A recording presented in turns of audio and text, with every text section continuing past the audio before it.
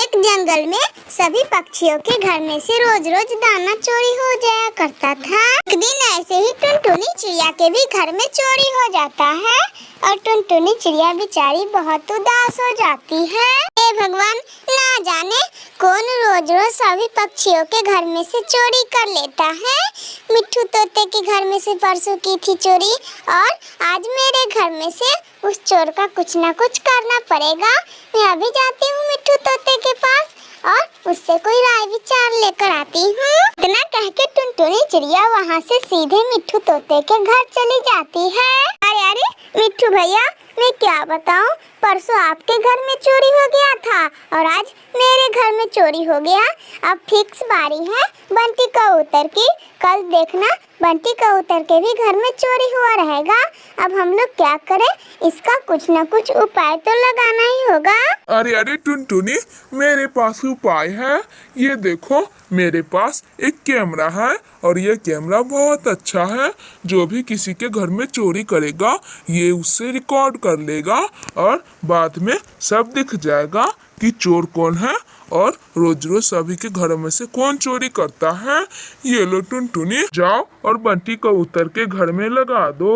अरे बंटी भैया, ये लीजिए कैमरा मिट्ठू तोते ने दी है, क्योंकि बंटी भैया मेरे घर में भी आज चोरी हो गया।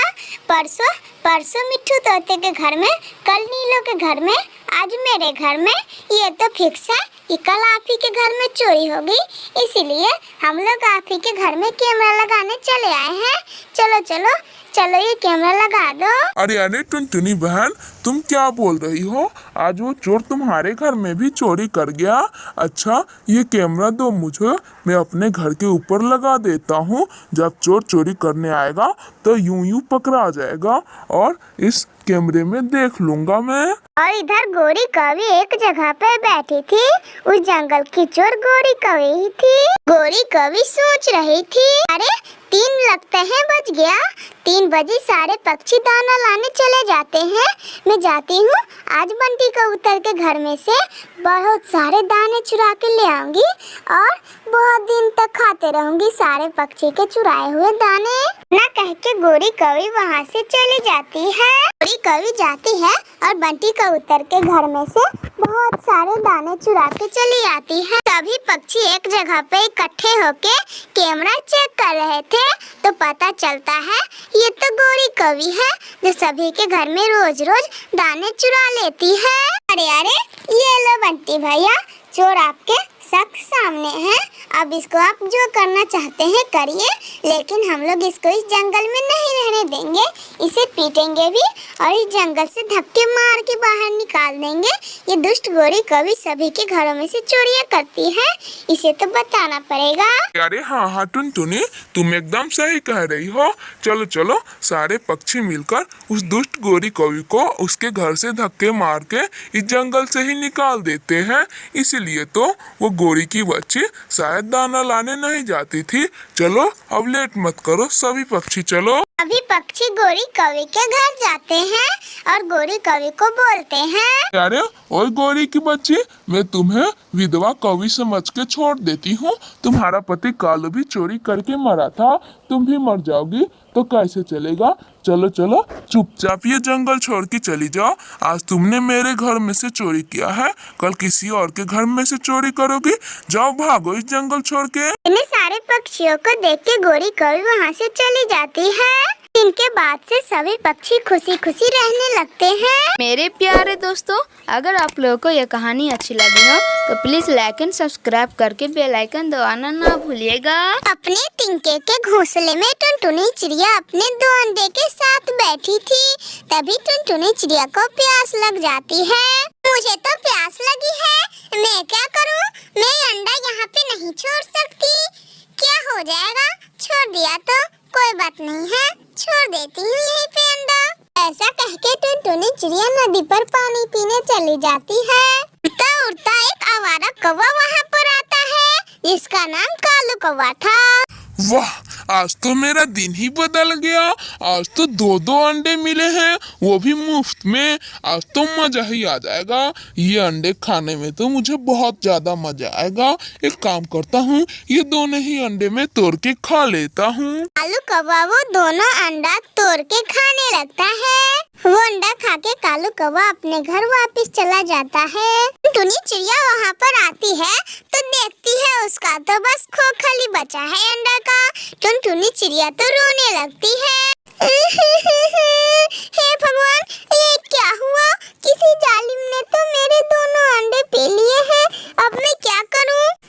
टुनी चिड़िया अपना जगह बदल लेती है और एक अंडा देती है।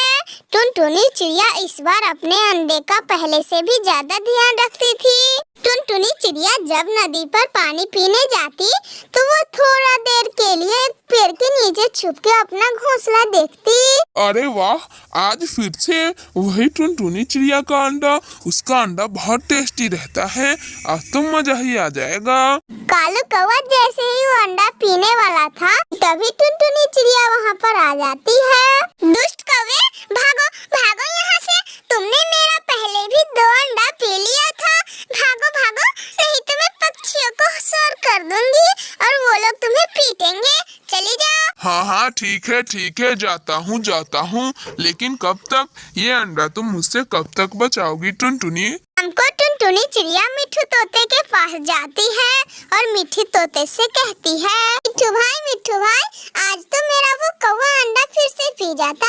उसने पहले भी मेरे 2 अंडे पी लिए हैं, आज फिर से एक पी लेता। भला हो भगवान का, जो उसी समय वहाँ पे थी और आ गई और उस कौवे को रोक दी। टुनटुनी, हमें अपने अंडे का रक्षा करना होगा। हाँ तो मिट्ठू भैया, मैं ऐसा कह रही थी कि सब लोग जाते हैं और उस कालू कौवे को पीट के इस जंगल से भगा देंगे। नहीं टुनटुनी, मेरे साथ जब ऐसा होगा तब हम देख लेंगे। उदास मन से टुनटुनी चिड़िया वहाँ से चली जाती है।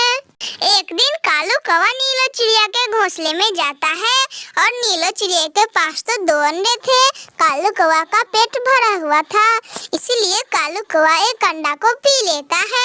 कालू कौवा अंडा पी के वहाँ से चला जाता है। नीलो चिड़िया जब अपने घोंसले में आती है तो रोने लगती है। कोई जालिम ने मेरा एक अंडा चुरा लिया, अब मैं क्या करूं? थोड़ी देर रोने के बाद नीलो चिड़िया चुप हो जाती है। बंटी कबूतर अपने घोंसले से निकलता है और अपना भोजन लाने चला जाता है। बंटी कबूतर ने तो पूरा अपना सेफ्टी के साथ अपना अंडा रखा था। बंटी कबूतर ने तो अपना अंडा घोंसले के नीचे छुपाया हुआ था, लेकिन कालू कौवा को कैसे पता चल जाता था? वो घोंसले के अंदर से वो अंडा निकाल के और पी गया। ये मेरे साथ क्या हुआ? मेरा अंडा किसने पी लिया? हे भगवान। बंटी कबूतर को रोता देख टुनटुनी चिड़िया जल्दी से वहाँ पर आती है। जरूर बंटी भाई, ये काम उस कौवे का ही होगा। वो कौवा ही सबका अंडा पीता रहता है। चलो हम लोग उस कौवे के पीछे चलते हैं। ऐसा कह के वो दोनों कालू कौवे के पीछे चले जाते हैं। कालू कौवा मिट्ठू तोते का अंडा पी रहा था। टुनटुनी चिड़िया और बंटी कबूतर मिट्ठू तोते के पास जाती है और सारी बात मिट्ठू तोते से बता देती है। फिर वो तीनों गुस्सा में आते हैं और कालू कौवे को बहुत पीटते हैं। बेचारा कालू कौवा।